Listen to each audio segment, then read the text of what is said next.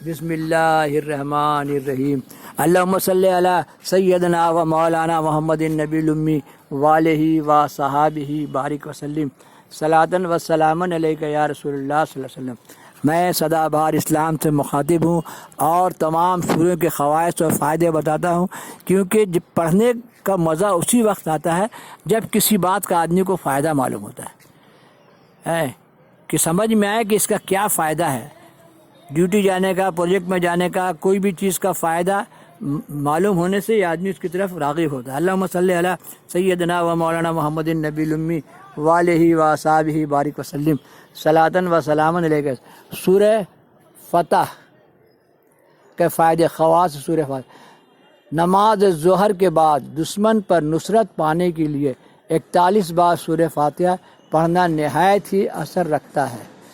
صلح حدیبیہ سے جب حضرت صلی اللہ علیہ وسلم واپس ہوئے تو اثناء راہ میں ایک رات کو یہ سورہ نازل ہوئی۔ آپ نے صحابہ سے فرمایا کہ آج کی رات ایک ایسی سورہ مجھ پر نازل ہوئی ہے جس کو میں تمام دنیا سے زیادہ دوست رکھتا ہوں۔ پھر آپ نے صحابہ کو مبارکباد دیا، اگر اس کے نقش کو لکھ کر اپنے پاس رکھے حاسدوں کے حسد سے بچا رہے گا۔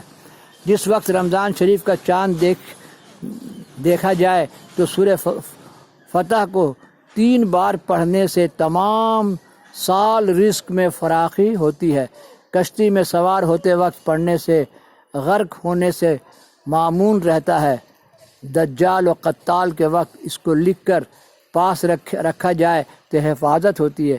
اللہم صلی علی سیدنا و مولانا محمد النبی الامی والہ و صحابہ بارک وسلم صلاۃ و سلام۔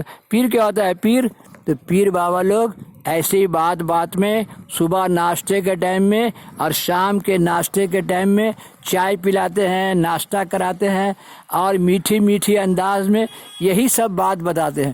ایک بار میرا بابا نے بتایا تھا کہ کوئی ایسا مصیبت، کوئی ایسا پرابلم آ جائے تو سورہ ملک 7 بار پڑھ کے دعا کرنا، انشاءاللہ مسئلہ حل ہو جائے گا۔ اس کی ایک جگہ اور بھی میں نے ڈالا ہے، تو آپ سوچئے ایک مرتبہ ایسا ہوا میکون میں کہ پیمنٹ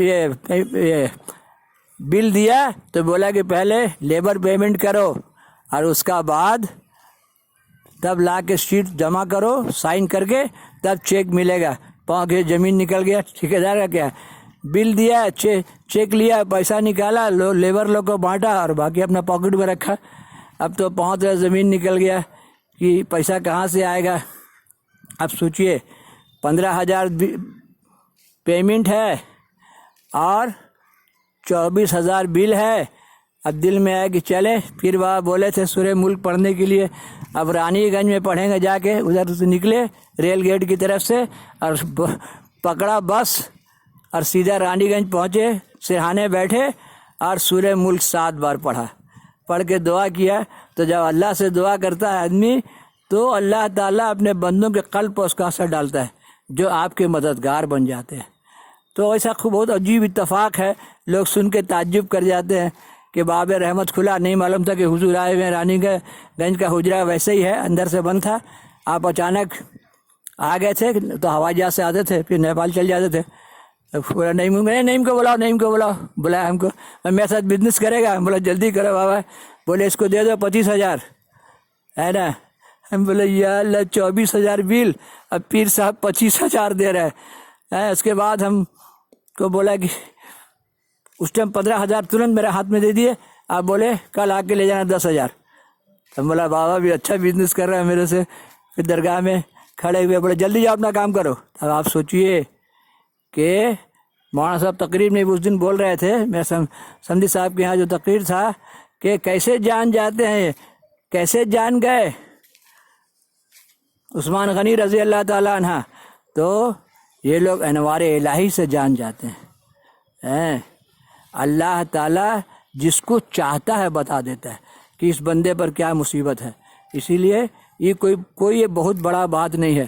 سوچئے سورہ ملک پڑھ رہے ہیں غوث بنگالہ کا شرانے بیٹھ کے، اور میرا بابا کمال شاہ کو خبر ہو رہا ہے۔ تو آپ سوچئے کسی کو بولنے سے تعجب کرتا ہے کہ پیر پیسہ دیے، تو پیر پیسہ دیتا ہے، ویسا محبت ہونا چاہیے، نہیں تو اللہ سے جا دیتا ہے۔ میرا پیر بہت مالدار ہے، میرا درگاہ بہت مالدار ہے، کوئی بابا لوگ میرا، لیکن بابا غریب ہے تو اس کے آستین میں اس دن مولانا تقریر میں بولے، اس کے آستین میں اس شعر کیا بولے تھے کہ ید بیضا آستینوں میں ہے.